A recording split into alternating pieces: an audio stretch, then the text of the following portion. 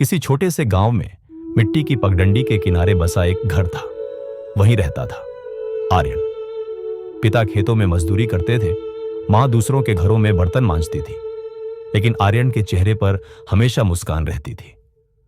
वो मुस्कान जो कहती थी, मेरे हालात गरीब हैं, मेरे ख्वाब नहीं। हर सुबह जब बाकी बच्चे नींद में होते, आर्यन 4 बजे उठकर नल से ठंडा पानी भरता, पिता को चाय देता, मां के लिए लकड़ी काटता और फिर स्कूल की यूनिफॉर्म पहनकर 10 किलोमीटर पैदल चल पड़ता। हाँ, 10 किलोमीटर। कभी धूप, कभी बारिश, कभी मिट्टी, कभी ठंड, पर आर्यन कभी लेट नहीं होता था। उसके स्कूल के टीचर अक्सर कहते, आर्यन तू रोज सबसे पहले आता है, क्या साइकिल ले ली? वो मुस्कुराकर जवाब देता, नहीं सर, बस थोड़ा जल्दी उठना सीख लिया है। एक दिन स्कूल में स्पोर्ट्स डे था। आर्यन को दौड़ में हिस्सा लेना था, लेकिन उसके पास जूते नहीं थे। उसने पिता से कहा, अब्बा इस बार मैं दौड़ जीतूंगा, बस जूते चाहिए। पिता ने थके हुए हाथों से उसके सिर पर हाथ रखा और बोले, बेटा जूते नहीं दे सकता, लेकिन दुआ जरूर दूंगा। अगले दिन आर्यन नंगे पैर दौड़ा। पैरों में छाले पड़े, खून बहा, लेकिन वो दौड़ जीता। सबके लिए यह चमत्कार था, लेकिन उसके लिए यह उसकी मेहनत की जीत थी। वक्त का सम्मान स्कूल में हमेशा एक बात चलती थी, आर्यन कभी लेट नहीं होता।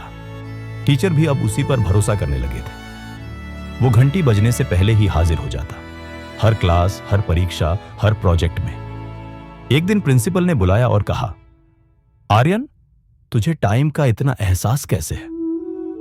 आर्यन बोला, सर जब वक्त किसी का नहीं होता तो इंसान को वक्त का होना पड़ता है। बारिश का मौसम आया।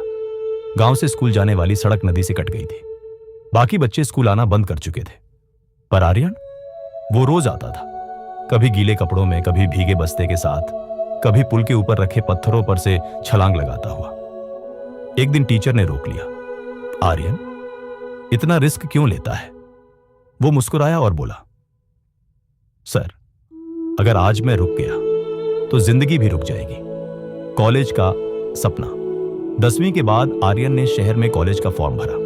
घर में पैसे नहीं थे तो उसने मोबाइल रिपेयरिंग की दुकान में काम शुरू किया। सुबह कॉलेज, दोपहर दुकान, रात को पढ़ाई, और फिर भी वो कभी लेट नहीं होता था। उसकी जिंदगी एक घड़ी की तरह थी, जिसका हर सेकंड एक सपने से जुड़ा था। एक बार उसके दोस्त ने पूछा, भाई तू आराम क्यों नहीं करता?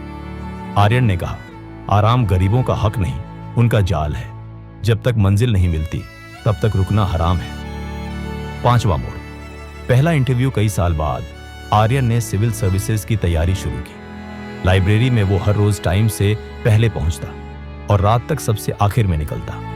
लोग उसे घड़ी वाला लड़का कहने लगे थे, क्योंकि वो कभी देर नहीं करता था, न क्लास में, न एग्जाम में, न जिंदगी में। इंटरव्यू के दिन वो सुबह 4 बजे उठ गया।